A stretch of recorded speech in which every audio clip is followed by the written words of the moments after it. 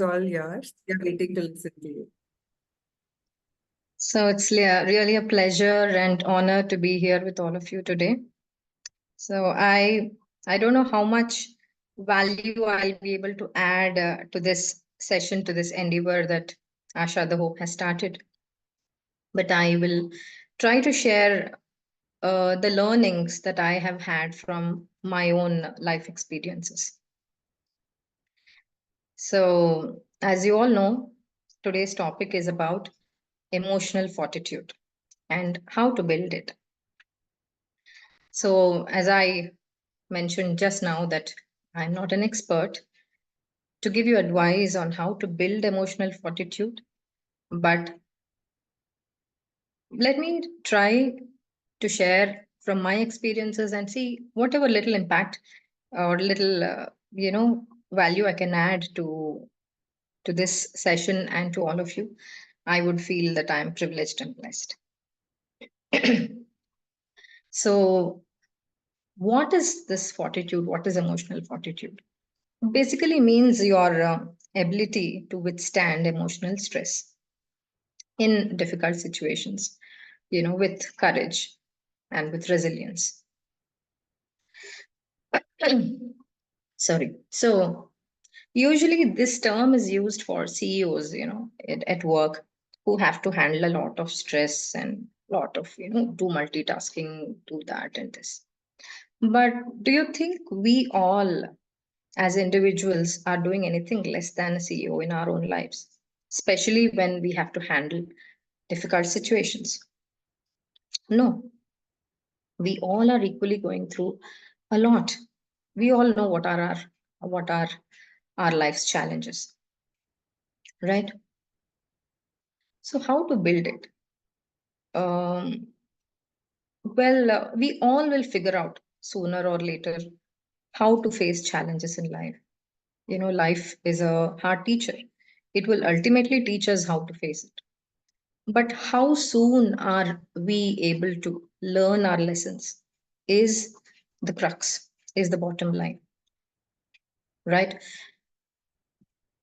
So, you know, because we have to face so many things every day, I don't think we can say, okay, let me see what I can do next time, how I can face it better next time.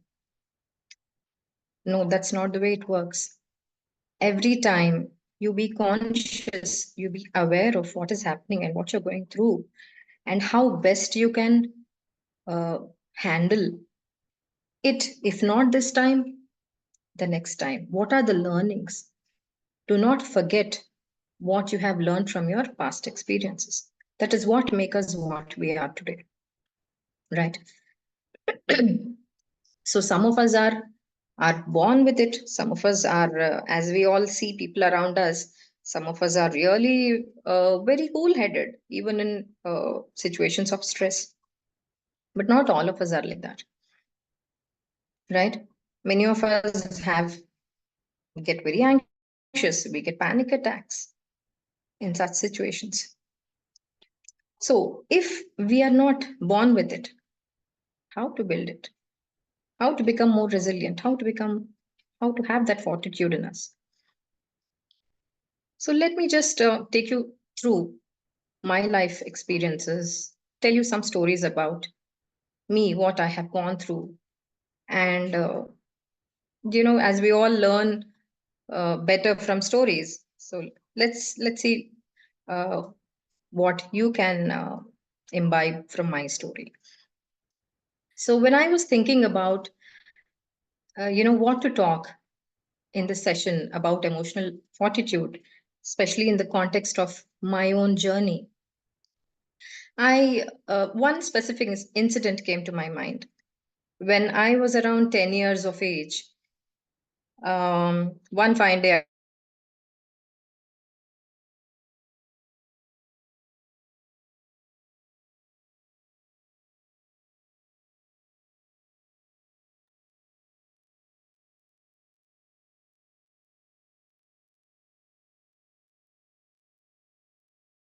Is it audible to everyone? No, ma'am. oh ma'am, No. Okay, just give us some time. I was alone at home, and Sudha ma'am, my we parents, had, because they were working, they were not at home. And excuse me, Sudha ma'am, sorry to interrupt.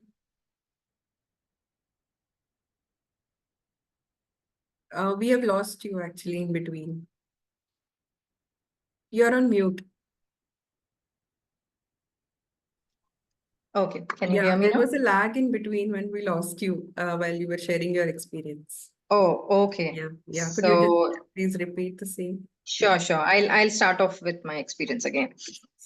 So when I thought of sharing my stories, the first thing that came to my mind was when I was a little girl of just 10 years old, and one day I was alone at home, and my parents, because both of them were working, they were away, and my siblings were much older than me. They were also in their own respective colleges. So I don't know why I was alone, but on that particular day, I was all alone. And then I suddenly see sparks, not sparks, actually fire emerging from one of the power sockets. And then I was panic stricken for a few moments. But then I put myself together and thought, what is the best thing I could do now? And then I climbed onto the window. There was the main power supply just above the window. So I climbed onto the window and I switched off the main supply that comes into the house. And then I waited patiently for my parents to come back home. And then they were amazed. They were amazed that, a little girl of just 10, how could you even think of that solution? And I mean, it was really an act of, presence of mind and spontaneity at that age. So that was one thing I could think of. Then going a little forward, when I was around 16 years of age, I had my own bike to travel to college. And at that age, there are a lot of challenges that girls of that age have to go through, especially eve teasing that we all see now. At that point of time, of course, it was not that serious an issue, but still we had to go through all that. And I do remember I had met with a couple of minor accidents. And, once I remember there were heavy rains here in our city, and all the roads were waterlogged, and I was stuck in one of such roads. So I do not remember being anxious or panic stricken or, oh my God, what should I do now? Was never my kind of attitude.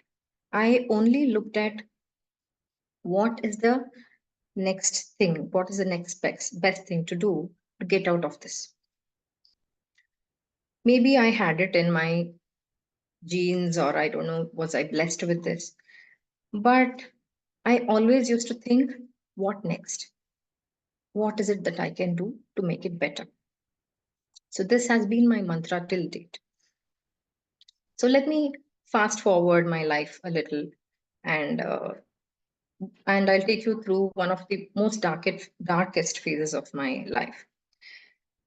Um, when I was, say, I was around 30 years of age, and it was my first born child, my daughter.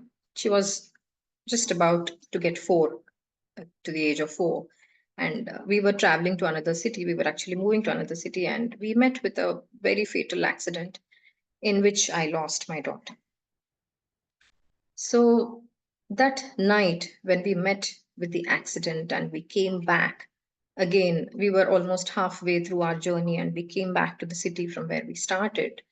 And, even I had a few injuries, head injuries, and all.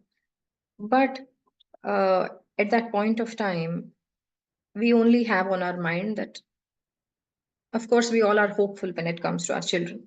We cannot accept straight away that, no, no, no, this is the end of it, or nothing is going to get better.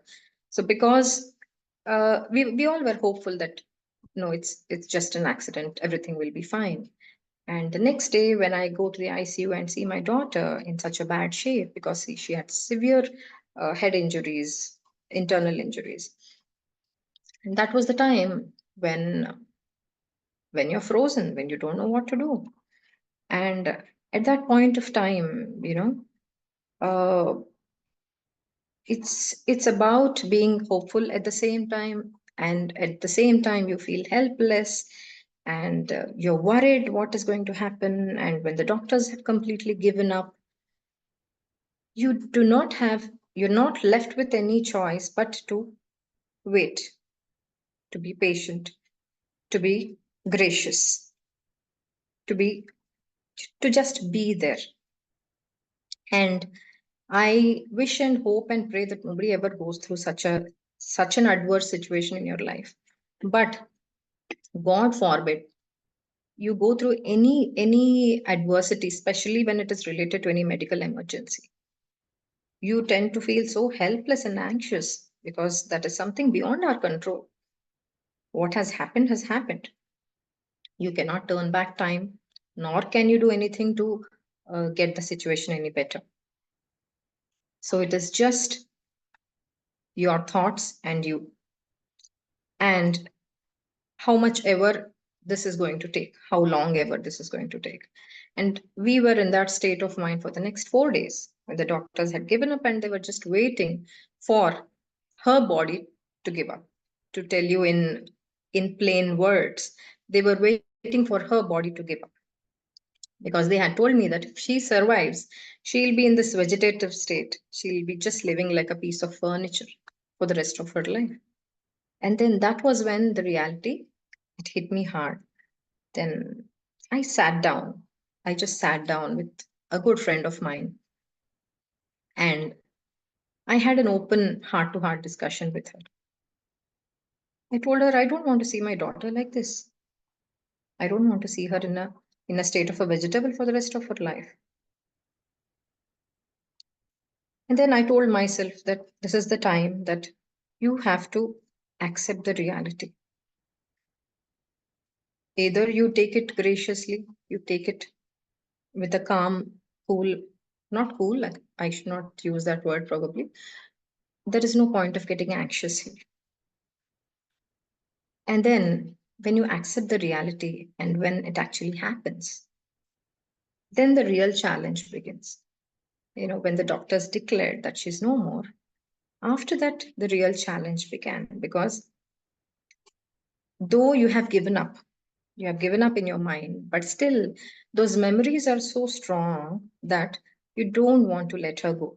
You still feel that, no, she's still there with me. She's going to be there with me.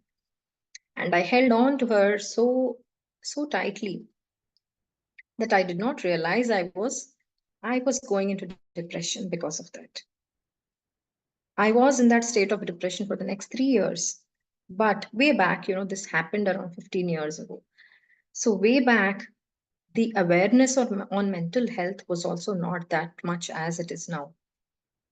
So none of my family or friends realized that I needed mental help. I needed professional help or I needed counseling. I went into my own shell. I never shared my grief with anybody. I showed to everyone that I'm managing myself well, but I did not share the grief. So I was there in the state of mind for 3 years. But did I have fortitude at this point? Maybe during the time when I was actually going through the incident and going through that phase when we were all in the hospital. But later on, I I clinged to her memories. I did not let her go. So that was the time when I should have connected to somebody, but I chose not to. That is the stage of resentment or denial, that you don't want to share it. You want to keep it all to yourself.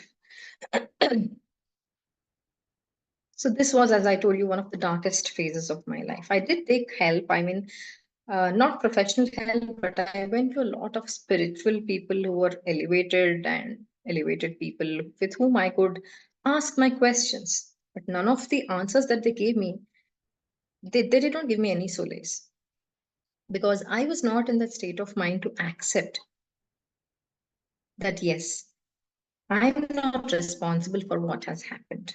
Usually, when such things happen, you hold yourself responsible. You go into that circle of guilt and you don't come out of it. You keep thinking that maybe if I would have done it this way, maybe it wouldn't have turned out to be this. So these circle of thought, this becomes so vicious that you can't get out of it. And I chose to suffer silently without sharing my pain with anybody. And then, you know, you take your own sweet time to get out of this. Some people may take a few years, some people may take a decade or even more. We don't know. Unless somebody intervenes, somebody really, who's concerned about their well-being comes to their rescue. So why I'm telling this is if you yourself are going through any such situation, or if you find anybody in your family or friends who is going through bereavement, who is going through emotional turmoil for whatever reason, offer them that help, offer them, tell them that it's okay to go to seek therapy or seek professional help. So coming to the next incident of my life, 3 years ago, we all have been through the COVID phase in which we have lost a lot of loved ones from our own families. At that point of time in 2021, my mother suddenly had a heart attack, a cardiac arrest, and it was because of breathlessness.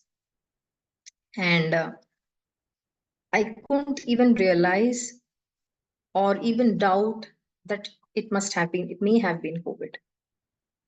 There were no other symptoms. And suddenly she passed away. And it was a very big blow to me. It was really very sudden. And I didn't know, because she was usually, our moms are our biggest pillars of strength. And suddenly she passes away out of the blue. She's just vanished like a bubble. And then 2 days later, I get a report, the RT-PCR report, saying that my dad is COVID positive. That was even more shocking. That my mom passes away and her report comes in negative and my dad is positive. So I'm sure the report that came in negative was not correct one, because we have seen a lot of incorrect results also during that time because of the volume of the tests that were being taken up. And as I told you, my dad turned out to be positive, and he has a history of breathing issues, and all his family has asthma. And I was really worried at that point of time. I was shaken. I didn't know what to do. My dad, because he was at the age of 75, he already was a Parkinson's patient and he was barely able to move. He was almost bedridden at that point in time. And having lost my mother a couple of days ago, and this report comes in, that was another test of time that I had to take. It was really very, very emotionally taxing to take care of two COVID patients at home at the same time, doing all the rituals of my mom, because it was only 2 days that she passed away, and my siblings were away. They couldn't travel and come down to the city where me and my dad were there. So that was another really disturbing situation wherein, and the only thing that I was holding on to was, I want my dad to get all right. I don't want him to be affected. And the biggest thing was, I did not even disclose to him that he had COVID. That would have emotionally, brought him down. He would have been really anxious, and that would have probably aggravated things. So I chose not to tell him that he was affected by COVID. And luckily, by the grace of God and the trust that I had that he would get all right, he he came out in good health, and having earlier breathing issues also, he came out of it, and he was there with me for the next 2 years. And the next 2 years was another challenge, because as I told you, he was bedridden and I had to rely on caregivers to take care of him. So it was really a challenge, but I did what was in my control. And this is another thing that we all need to know, that what is in our control is what we can do. Already, when situations are out of hand, you cannot stress out on things that are not in your control. So, these are some hard lessons that I learned from my own experiences. And of course, I did my best to take care of my dad for those 2 years when my mom was not around, when she had left us. And then after 2 years, pneumonia, struck him, and because of his COVID history and breathing issues, he could not survive.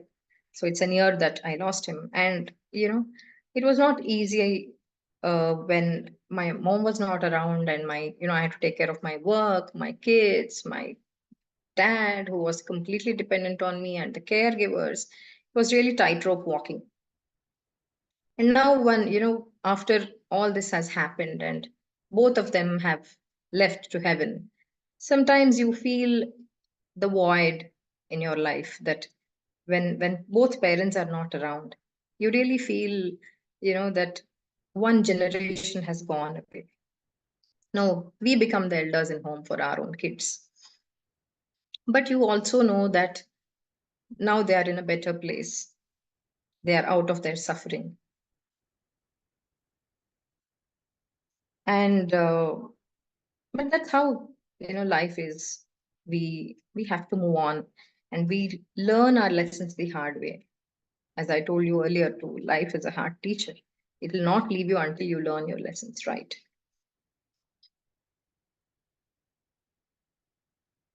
And we all see adversities in life in its own magnitude and intensity. Some may have seen bigger adversities, some may have seen in a lesser magnitude.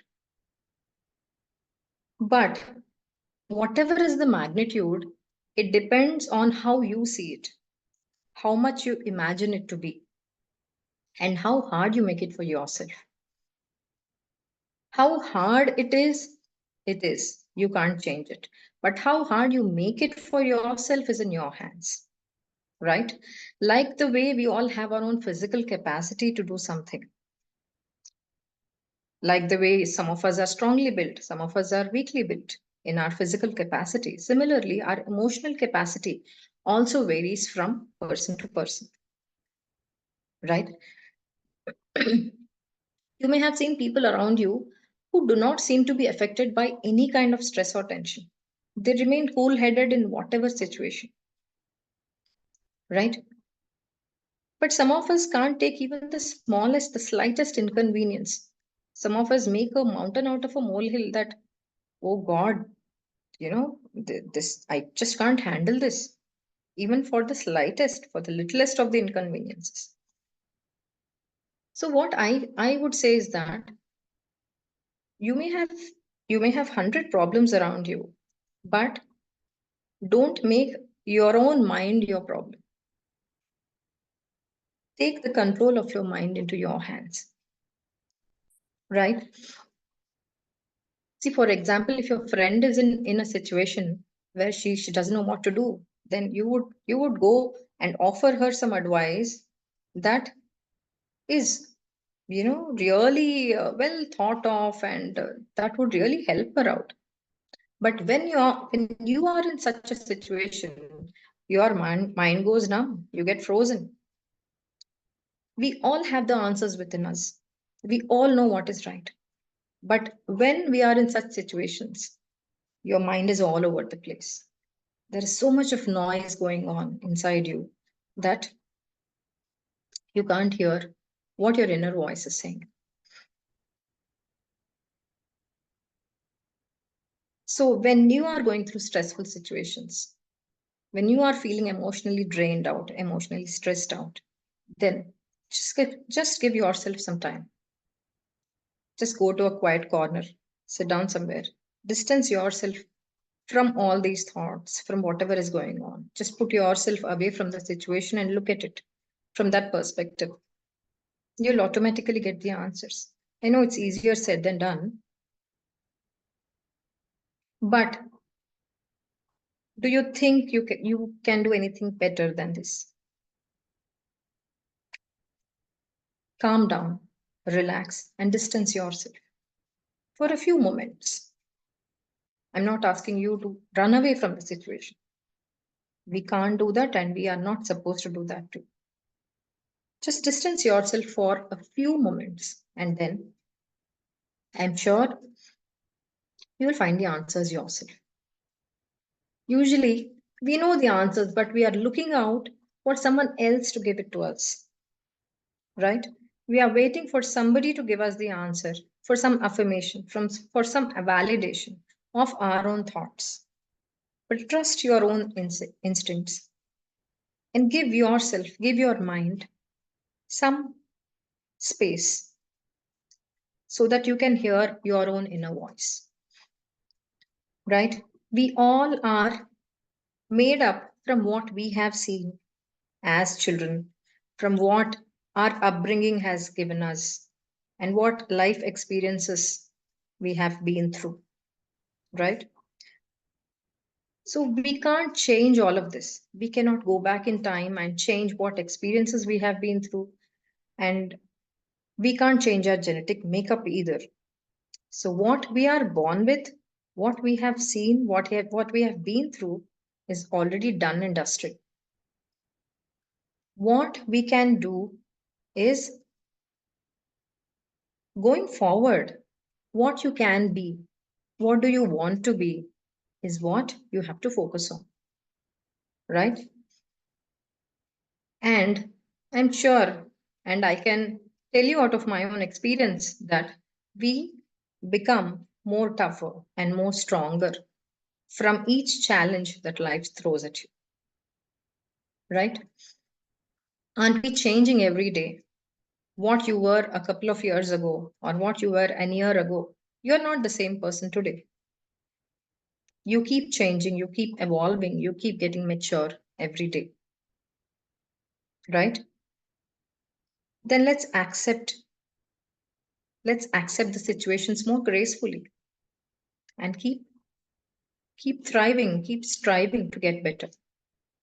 So let me summarize from all the experiences that I shared in 4 points how to build emotional fortitude.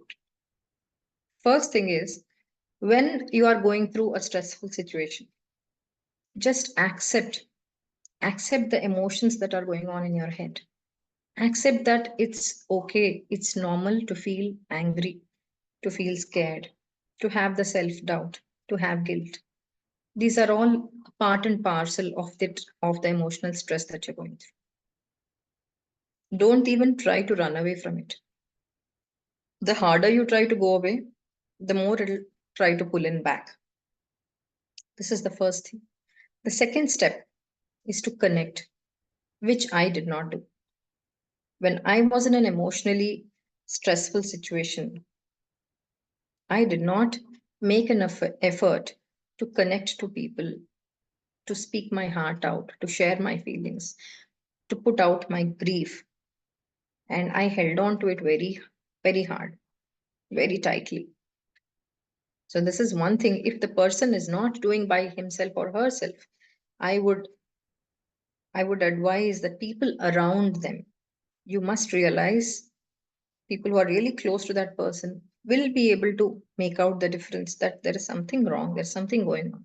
So offer them the help, offer them to talk, just let it out. And ultimately, this is going to make them even more stronger when they let their emotions out. And then the third thing is that let us focus on what is in our control and don't stress out on what has already happened. Whatever has happened and whatever you're going through will ultimately pass, as it is famously said, this too shall pass. So what is there in your control? What can you do about it? That only that you can do, nothing beyond that. And the last and the most important thing is question yourself. Who am I? Am I what the situation is trying to push me into? Or am I what the people want me to do? What the people are trying to make me into? Or am I the one that I want to be? What I want to be, what I wish to see myself as. Who am I is the question that you have to ask yourself. So these are the 4 steps I could uh, summarize into that. Probably you could call it as the key takeaway from this session. I would be very happy if any of you would uh, would have would take something away from this session, from whatever I have spoken till now. And Ma'am, really happy to be here sorry, today. Thank you. sorry to interrupt. Could you repeat the 4 steps, the 4 key points? Sure. The 4 steps that I spoke of is, the first thing is to take ownership of your emotions like anger, fear, guilt, self doubt, and don't run away from them in the time of adversity. How much ever you try to run away, it will definitely try to pull you back. The second step is connect with family, friends, or take professional help, and it will definitely make you more stronger. The third step is to focus on what is in your control. What you can do is all that you can do, nothing beyond that. So don't stress out on what has already has happened. What has to happen has happened. So focus on what is there in your control, on what you can do to make the situation better, to find some solace, to find a solution. Look at the greener picture. Think about what you could be when you get out of it. So, what can you do that can make you better? And the last step is to ask yourself, who am I? Am I the person that the situation is pushing me into? Or am I the person that the people around me want me to become? Or am I what I want to be? What do I want to be in this time of adversity, or after this phase has passed on? What is it that I want to be, and what is it that I want to do? So these are the 4 things that you can do when you face emotionally stressful situations. Thank you so much, ma'am. It was very insightful. And after listening to your experiences, I'm sure most of us could understand how it would have been tough for you. But then also there was, as you said, there is a good learning takeaway that, how we can enable ourselves to be a better person despite adversities around us. And yes, I hope you would like to take the questions now, if there are any questions or if there are any further experiences Sure. that they want to share. Sure, definitely. Yeah. Any questions, please raise your hand. And also you can put your questions in the chat box so that I can read out to Ms. Sudha.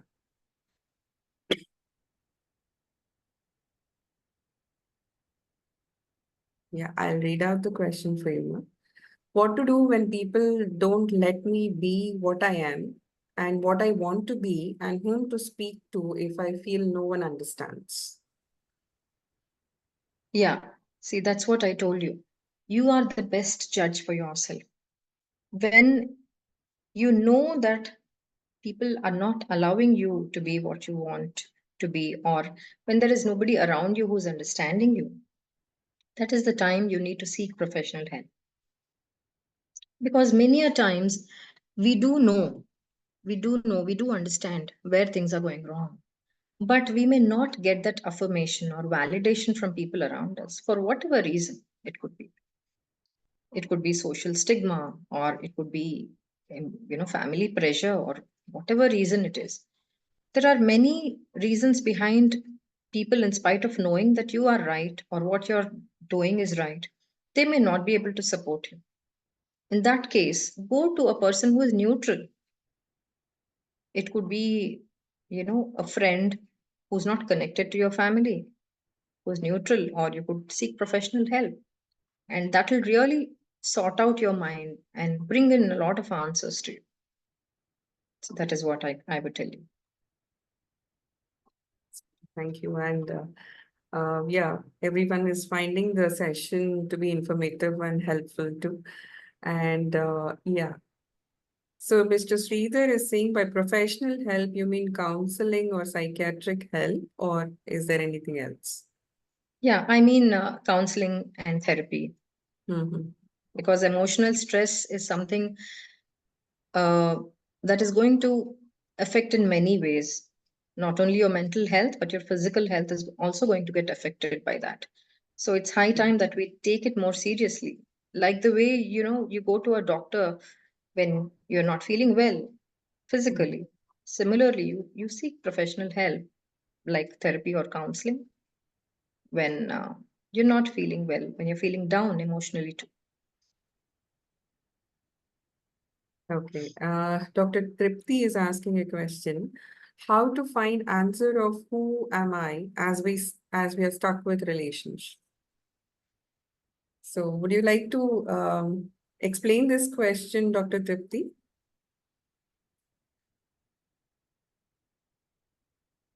Yeah, so everything revolves around the relations we have. So that takes a back seat. So that is my question. Yeah, your question itself has the answer, right? We give too much of importance to people around us. I'm not saying that your life is all about yourself. You have to be selfless, first think about yourself. That's not what I'm saying. But give yourself the due respect, give yourself that space. Like these days, the me time is so important when you have kids around, right? It's not only kids, but me time is important even in other situations too. See, you may be occupied with your work, or you may be occupied with other family relations which are draining you out both emotionally and physically. So take out the time for yourself. Sit quietly for some time. You will get the answer to who am I, right? Yes, ma'am. And Mr. Sridhar is again asking, are mental health issues hereditary? No, absolutely not. See, neurological issues are hereditary, but not mental health. Mental health is what we do to ourselves, right? Sometimes we give ourselves too much of importance and imagine that people are not giving the same importance to us. That is where we have to strike a balance, that you are not that important to everybody. At the same time, give that your own importance to yourself, right? So that is where you have to strike a chord, strike a balance, and maintain your own mental health. Mhm. So there is another question by Lalita. If I'm getting affected by others' anger behavior, then what should I do? I always tell them to stop, show your anger by raising voice. It's impacting me, but it sounds me like I'm judging them by saying not to do like that way. So what should I do to create healthy environment? So should I accept the situation as it is? See, I'll explain this with an example. We all must have observed that children learn from what we do rather than what we say, right? If I tell my kids, if I raise my voice, if I raise uh, sometimes raise my hand, raise my voice, and then tell them that no, no, no, this is not right. You're not supposed to behave this way. You're not supposed to be angry on your brother or sister. But what am I doing? First, practice what you preach. Children will rarely learn from what you do. So I'm not saying that you are getting angry, the person who asked me this question, not saying that you are getting angry on them. But if people are getting angry unnecessarily or blowing up things who are around you, you try to maintain composure.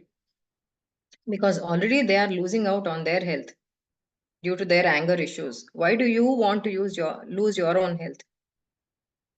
Try to stay calm. Automatically, that calm and composure will pass on to them. It's quite contagious, I tell you. Like the way anger is contagious, calmness is also contagious. So I'm sure they will get the message if you stay calm when they are angry. Yes, ma'am. That was really a good answer.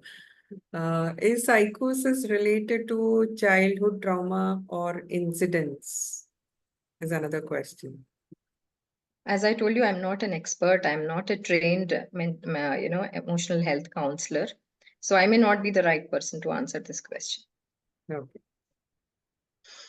And Rayansh is asking how long one can tolerate the blame game in relationship, how to convince others it's not helping, and how to create the healthy environment. See, blame game is another game altogether, right? See, if one person in a relationship is always putting the blame for whatever goes wrong on the other person, there is no point of fighting back. When you know that the person is going to put the blame on you, if you fight back or you raise your voice or you argue with that person, is that going to help? I don't think so. If I would have been in your place, I would have said, okay, fine, I take the blame. What next? How can we work together to make the situation better? I'm completely with you on this page that I take the blame for whatever has gone wrong. But what can we do to make it better should be the more important question rather than taking the blame on someone. If you want the relationship to work out, to go forward peacefully, then that is the more important question. What to do next?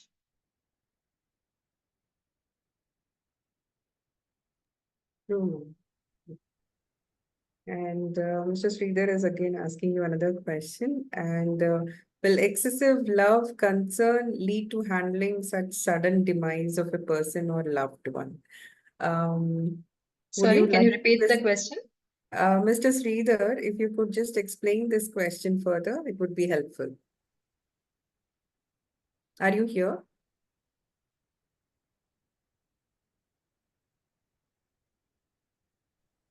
Hello. Yes, yes. Please ask your question. Yeah. See, now I have a special child at home. Okay. My wife, she is very much attached to her. In fact, she has brought up for 25 long years. So this thing is, as you know that the external help and external counseling is not very. I mean, okay, it is not up to the required expectations. So will her excessive, because as usual, just like a parental love, and more so she being the mother, she has got excessive love and concern towards the child. So in will this lead to a long term emotional issues is my question. Your wife showing excessive love on your Daughter. child whose Yes. daughter who's Downstairs. challenged, right? Yes, exactly. Okay. So in the long term, will it lead to any emotional issues? Yes, that's my question.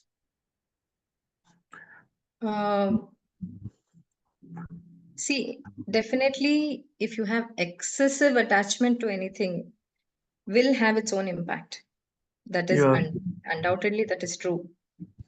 But we can minimize the impact. So, what is your actual fear going forward? Means when at a point when you have If something untoward happens, or if anything untoward happens, right? exactly. As I told you, this is the adversity that I kept talking about throughout my discussion, because I have lost 3 beloved people in my life. I can understand. So see, this is something that cannot be avoided, or cannot be we can't turn a blind eye towards it. So this is something that we all will go through. And in your case, I understand your concern. So this is one challenge that everybody has their own journey, has their own path in that. But because she's lucky to have a supportive husband like you, because you are thinking about her so much and thinking about the future that it may leave an impact on her. So I'm sure with your support, she will be able to wade through any difficult situation. So we cannot predict what kind of impact it may have on her, because you do not actually know what is going on in her mind. Maybe because she also has those thoughts that, something untoward may happen and I may not get this time back with my daughter. That's why she's being so emotionally attached and so protective about her, Exactly. Exactly. right? So that is Mm. why she's so emotionally attached. She wants to do the best that she can do to her. You are perfectly So right. Understood the situation very well. In fact, please accept my what do you say, my concern for you. I can imagine your plight after having lost. I am really sorry about this, but thank you I very have much. no words to say. I am really sorry. Thanks, your all your this thing. In fact, you are narrating the story of your own life. That itself gave a lot of this thing courage to. Thank you so much. God bless you, Thank you. madam. God bless you. Thank you for all your kind words. Thank you. Thank you, sir. Any other questions, please?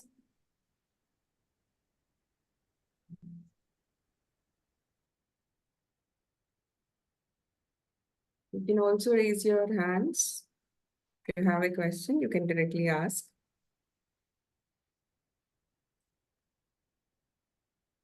Okay. It was Ma'am, a would you really, suggest? yeah, Sorry, sorry. ma'am. Sorry to cut you. Please go ahead. No, Hello. I'm really happy to see so many questions pouring in and so many people having different concerns.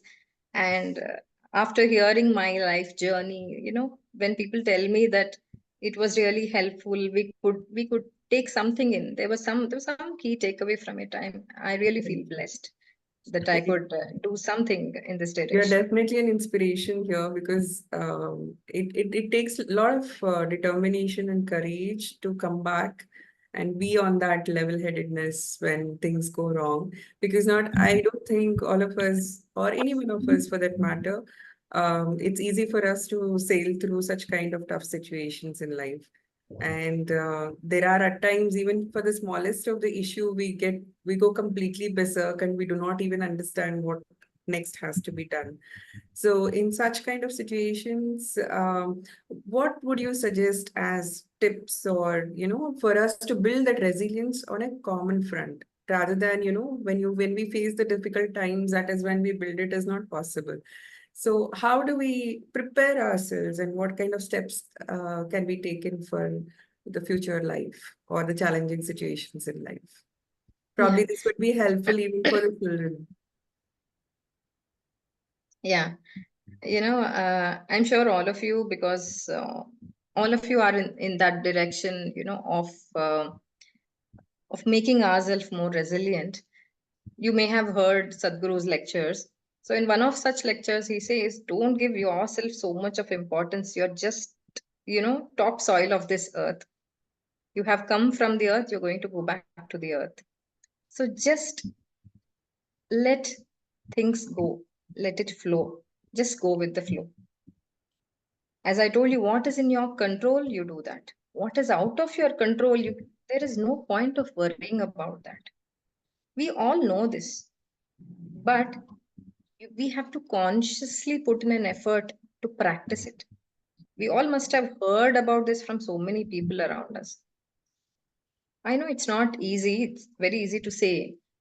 There are people, in my own family, I have seen my dad like that, who used to be so anxious about everything. And my mom was exactly the opposite of him. He used to be so calm and so cool-headed, and my dad used to be so anxious. So probably I must have got this cool-headedness from my mom. So I used to tell him as a daughter, I was the youngest of all his children, but still I used to tell him that, why do you get so anxious, Dad? What is the point of this anxiety? So that is what I would also like to tell all of you, that there is no point of getting anxious in anything, whether it is happiness or sadness or grief. Just try to go with the flow. Nothing is going to stay, right? Yes, ma'am. As you rightly said, calmness is contagious. I feel that now, the vibes getting from you. Thank you so much. Sridhar sir, you wanted to ask a question? Yeah, Yes. exactly. Before I could ask that same question you asked, and I got the answer. Oh, okay, okay. Yeah. Yeah. In fact, now presently I was curious to know how exactly she overcame, because the story she told came to an abrupt end. You gave the final conclusion. I got the thing. Which Like you which rightly story? said, Sorry, which story were you talking about? no, no, like your story, whatever you did, it came to an end telling that how did you overcome? We did not know. But at the end, you said certain things are not under our control. There's absolutely pointless to brood over it. You're perfectly right. I just wanted to know how did you overcome this? That was my question. But you Overcome the answered. grief of losing my daughter. Yes, yes, exactly, exactly. See, as I mentioned earlier when I was narrating the story, Mm, it took me 3 long years. I was in depression, but I did not share it with anyone. In fact, I had my son during that mm, period. After an year and a half, or after mm. 2 years, I had my son. But still, I was clinging on to my daughter. I just Right, could not let her go. correct. And I did not want to share the grief with anyone because I wanted the grief to stay with me. All the grief should stay with me, within me. So I was in that state of mind, and I'll tell you one incident that led to me feeling little lighthearted. I went to one of such spiritual person's place. Uh, though he's like any other householder, he had his own family. I went to his place, and he had a daughter. And his daughter's childhood picture was framed up. It was a huge one. It was right there in front of the main entrance. And when I entered his home, I saw that picture. That daughter was in a pink frock and she was very pretty. I kept looking, staring at that picture. And by the Mm, time my son was born, actually, my son was 1 year old. And that man, okay. he asked me, does that picture remind you of your daughter? Does that picture, Mm, or even anything in pink color, even a small hair clip, does it remind you of your daughter? He asked me, he poked mm, me. And then okay. I started crying so profusely for the next 30 minutes. My I goodness. I kept crying out loud, which I I, had not done in 3 years. my goodness. Mm, For in 3 years, I had not cried in front of everyone, in front of anyone for that matter, not even in front of my husband, I cried. For the first 3 months, I did not cry at all. mm, After the first 3 months of that incident, I started crying, but all that was only with myself. I did not share it with anyone. And at that point of time, when I cried for 30 minutes in front of his family and my husband and my son, and then mm. after that, I felt little lighthearted. Definitely, I can understand. But why did you not share, ma'am? Actually, like you said, 3 years, it's too long a period. I mean, you felt that others don't relate to you, or what was that actually? Because No, even my wife, she doesn't share things with me or with some other people. Mm, because I was so possessive about my daughter. I exactly. thought that my daughter belongs to me. The grief of losing her is only with me. And I am the one who's the most affected by that incident. Oh I my God. thought everybody is going forward, is going on, moving on with their life. Nobody is as affected as me. I do not Mm. want to share this grief with anyone, was my state of mind at that time. Extremely, I mean, I don't know, I don't have words to tell. I can understand the amount of trauma that you've gone through. 3 years is not a small period in life. Mm. You'll not believe it. At 6:30 p.m. Friday evening, uh, on June 18th, 2010, that was the time when the doctors declared that my daughter is no more. And every Wow. evening at 6:30, I used to sit and cry. And Yes. nobody knew about this. For 3 long years, I did that. Mhm. In fact, I've not told this to anyone till now. This is the Now first I time on your understand. forum I'm sharing this. One of my teacher, he lost his adult son, 21-year-old. For nearly like about 1 month, in the midnight, he used to get up and scream on top of the voice. He could not believe that his son is no more. Correct, Because correct. the I adult can son. understand. In fact, as I told you, that was a very fatal accident that we had met with. My And goodness. when that impact happened, when our car went and hit the truck which was there in front of it, we all went and hit ourselves. I mean, me and my husband, we were asleep, and I went and hit the front seat, and I had some head injuries too. So for many months after that, I used to get jolted up from sleep that I've gone and hit something hard. I'm in Yes. movement and I've gone and hit something. I used to get jolted up, but I never shared that with anyone. So that was the main issue. I kept all these emotions within myself. How old was your daughter? She was In 4 terms of- 4 years. Oh my goodness. Yes, ma'am. Sorry if I have hurt you, but I mean, just No, you are sharing. I wanted to know. That's all. My no, intention. not at all, not at all. Don't mistake. Thank you. No, no, not at all. I would be happy if my experience would help any of you. Definitely, like you rightly said, I derived a lot of what do you call mm, courage from your talk. Definitely, there's Thank so you. much. Thank you so much. I'm really happy and blessed that I was able to impact. Sure, sure. Ma'am, if you have time, there's one last question. Sure, sure. Please go ahead. So Kirti wanted to know how can she know what to do in life when she feels she's just existing and not doing anything meaningful. And this thought keeps pondering, what should I do? So can you please? See, such thoughts are very normal, first of all. Kirti, right? Yeah, Kirti, such thoughts are very, very normal. Many people get to have such thoughts. Even I, at one point of time, after I had my kids, especially in that postpartum phase, when you're doing nothing but taking care of your child, such thoughts happen to every mom. Or, for example, you are so occupied in your 9 to 5 job that you don't feel that you are adding any value to yourself. Such thoughts come up. So many people have these thoughts in many different situations. So I would suggest, I'm sure there would be something that will give you that inner joy. You have to look out for that calling. I'm sure there is something. It could be, something as simple as, knitting or crochet or drawing or painting or listening to music or dancing or Zumba or whatever.